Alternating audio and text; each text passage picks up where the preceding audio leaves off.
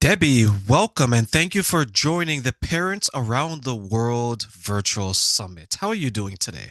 I'm doing great and excited to be here with you guys. Thank you so much for joining us because you're going to talk about your story, which I must share that it actually warmed my heart when you shared it with me. And I know that is going to be important to so many people who have either gone through it, know someone that has gone through it, or is curious how you found triumph afterwards. So please, the stage is yours and share your journey with the audience today.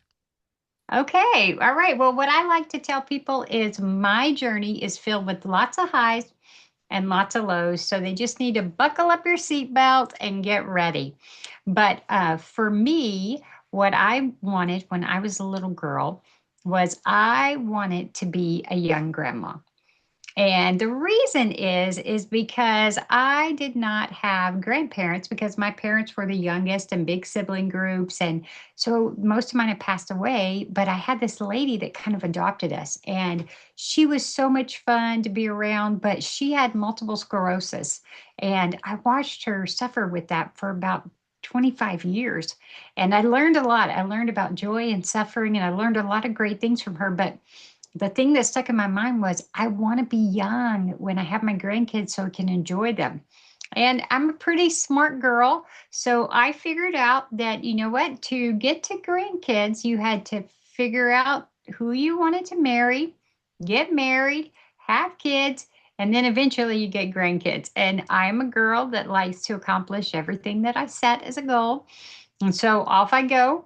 And I get to college, meet a wonderful man, and I know I'm going to get married after college, and I tried to convince him to get married while we were in college so we could start having children early. He said no. And I said, okay, I'll wait. And so I waited. And after we graduated from college, I was like, let's get pregnant because I want kids, and kids are the way to get to grandkids. And so we started trying, and we ended up on a journey for multiple years of infertility. And right at the very end, I realized we got into a study with the College of Baylor College of Medicine, and it was a fertility study, and it was going to be our last chance to get pregnant. And if not, we just weren't going to be able to afford some of the other options, and we just would never have kids. But I'm like, why do I have this desire to be a young grandma? How does that work, right? So we started this fertility study, and I remember you got three tries. The first time came around, and we didn't get pregnant. And I went home, and I was like, threw myself on the bed, and this is the worst thing in my life. And life is over. I hate life. I'm a failure. I'm a failure as a potential mom. I'm a failure as a wife. I'm failure, failure, failure. Just deeply depressed, and just I was like, because I could do whatever and I couldn't figure out how to make my body work to make this happen. And so I was just so bummed. My husband came home, and being a great man that he is, when you're all down in the dumps, you go eat dinner. So we went out to eat, and while we were out to eat, he was like trying to pump me up and fix it and everything. And I grabbed a hold of the table, and I was like, dude, I am going to be depressed tonight. I'm going to be moody, and this is just the way it's going to be. And tomorrow I will pick it up and get up again, and we'll keep going. And he was wise. He said, okay, so what would you like to talk about now? And I was like, we're going to be okay. And so off we go. Second time didn't work. And then we were on the third time. And we went to the doctor to see the fertility specialist. And then about 2 hours later, we went to see the OBGYN. Two different doctors, two different ultrasounds. Both of them told us that we were going to have twins. And we were so ecstatic and excited. I was like, great. I want four kids. We'll do it twice, two times, twins both times. We'll get this done. And then I'll get on to grandkids, right? I know how this is going to work. And we knew we figured out pretty quickly how we were going to manage too. Like, okay, we can juggle this, we can do this, went home, told all our family during Christmas, and they were all excited. came back, and every girl's dream is to make it out of the first trimester because a lot of pregnancies don't make it out of the first trimester. At 13 weeks, I was going up the escalator, I mean, the elevator into the Exxon building where I worked, and I started bleeding everywhere. And I was like, oh, I'm not going to make it. I thought I made it and I'm not going to make it.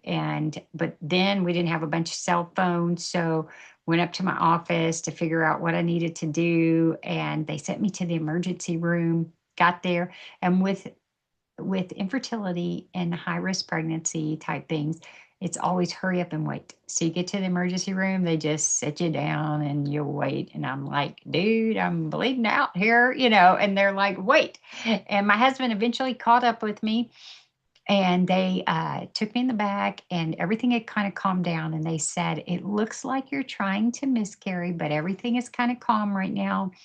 You're not bleeding anymore. And we did a Doppler and we hear a heartbeat. We just don't know if we hear one or we hear two.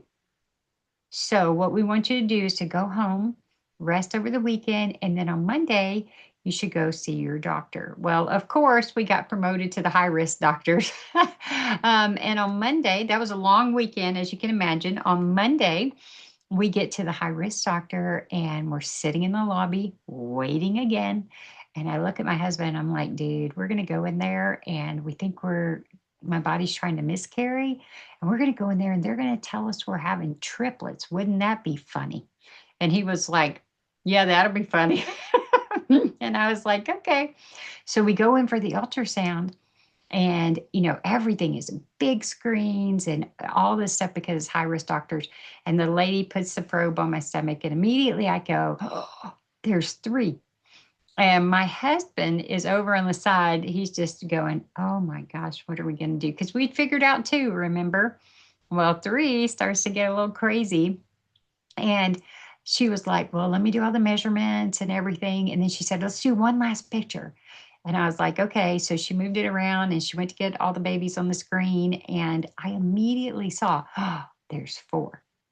And I told her, I said, do not even look for any more. This is already high risk. I don't need to know if there's five, six, seven, eight in there. It doesn't matter. Four is plenty. And she was, this girl doesn't see four all the time. So she's just like, oh, and she's doing the measurements and she's like, I need to get the doctor. And I'm like, really? And so she went and got the doctor. My husband's now pacing across the room because he doesn't know what we're going to do.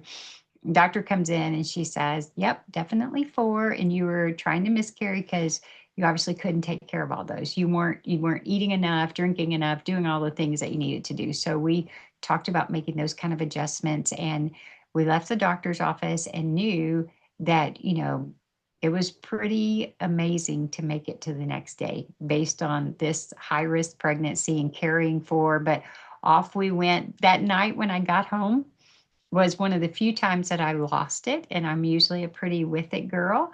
But by the time I got home and my mom got on the phone, I was like, Mom, it's not two, it's four. I said, I can't even get these kids home from the hospital. I can't get four car seats in my car. And how do I even take care of four? And how do you feed them? And how am I going to afford it? And how am I going to afford sports when they're old enough to play sports? And then what about in high school and proms and all this stuff? How am I going to do that? And then what about college? How will I pay for college? And then if it's four girls, how will I pay for weddings? And so I had just extrapolated out everything that was going to happen in these children's lives. And my mom probably didn't realize how wise she was at the time, but she said, hey, why don't we just take one day at a time? And I went, oh, that's a great idea. And then I was just like, it all kind of flowed off me. And I was like, okay. And then my dad got on the phone and he said, don't worry, dad will take care of you. Well, I don't know about my husband, anybody else, but when your dad says he's going to take care of you, that is sweet, right? And so I was like, okay. So off we go. And every day we know it's pretty amazing to make it to the next day. I get bigger and bigger and bigger. And our goal is to get to 30 weeks. And so at 23 weeks, I'm huge. And I said, let's go tour the hospital because I won't be walking much longer. And off we go to the hospital. On the way there, on the freeway, we're driving down the freeway. The traffic stops, the car behind us hits us. And I go, I don't feel very good. The police take care of everything. And I told my husband, let's go ahead and go to the hospital, even though we're late, because I just don't know that I want to come back. And so we get there, and I'm telling him, I'm like, I really feel bad. I don't feel good. And I couldn't feel anything because I was so large. And I convinced the hospital to check me in to see if I was having contractions. And I was about 2 minutes apart. And so they kept me overnight, got that all stabilized. And the next day, they told us that we could go home, but that I needed to be careful. And we knew at that point that it really was a miracle to make it to the next day. So we went home and kept living our lives. And every day we were super grateful that we made it to the next day. And I got bigger and bigger. And around 26 weeks, I got up one morning and was tootling around the house. And next thing I know, there's water everywhere. And I thought, oh, my kidneys, they're sitting on my kidneys. I'm going to have to wear diapers. This is terrible, terrible. And then I realized, oh my gosh, maybe that's one of the sacs breaking because I didn't know, right? And so I called the doctor. The doctor says, come in. And on the way out the door, I said to my husband, make sure you grab my bag because if it is the water breaking, I guarantee you they're sending me to the hospital. So he grabbed the bag and off we went. And what do you do when you get to the doctor's office? Wait. And so we waited. The doctor did confirm that it was the water breaking and that I would have to go to the hospital. I was not prepared to be at the hospital. They were not prepared for me. And it was another time that I kind of lost it and was just like, this is horrible. I'm going to jail. I'll never be able to get up again. All these things that kind of, and then you got to stay there. And so I convinced my husband to stay the first night with me. The next morning, I woke up and I was definitely in pain. And what I realized was that I was having contractions, and I told my husband, get the doctor. So he went and got the doctor, and the doctor came in and confirmed that one of the babies was sticking a hand through the stitched cervix and waving to the world that he was coming. And, when that happens, you just immediately like stop. And I'm like, can we put the hand back and things just calm down and we'll just pretend that didn't happen and we'll keep on going. And the doctor's like, no. And I was like, oh. And she's like, you're going to have to deliver the baby. My husband asked what would happen with the other three children. And she said, it'll depend on what Debbie's body does, like if I could handle it or if I would get really sick. So they sent me off to surgery to remove the stitches from my cervix and sent us back to the room to wait. And over the period of a couple hours, little Zach showed up on the scene. And now, if Zach would have been born now, he medical technology could save him. But back then, that was many years ago, they couldn't. And so little Zach was just put in my arms, and I held him and just loved him and had a great time with him until he passed into eternity. And one really cool thing that little Zach did was he did grab my finger and he squeezed as if to say, Mom, I'm here. And I just loved him. And then you wait again. And they sent off some blood work and they wanted to see what my body would do. So by the time the blood work got back, my body had about 104-degree temperature and I was getting really sick. And my body thought that it had like foreign objects in it now, right? And it didn't know what to do with these babies that were there. So I had to deliver them. So they induced the boys. And a couple hours later, Josh, Nate, and Chris joined this world and they placed them in my arms. And I just loved on them. And we spent time with them till they passed into eternity also. So, you go to the hospital with all this excitement of being able to deliver beautiful babies. And then here I am trying to figure out how to plan for funerals.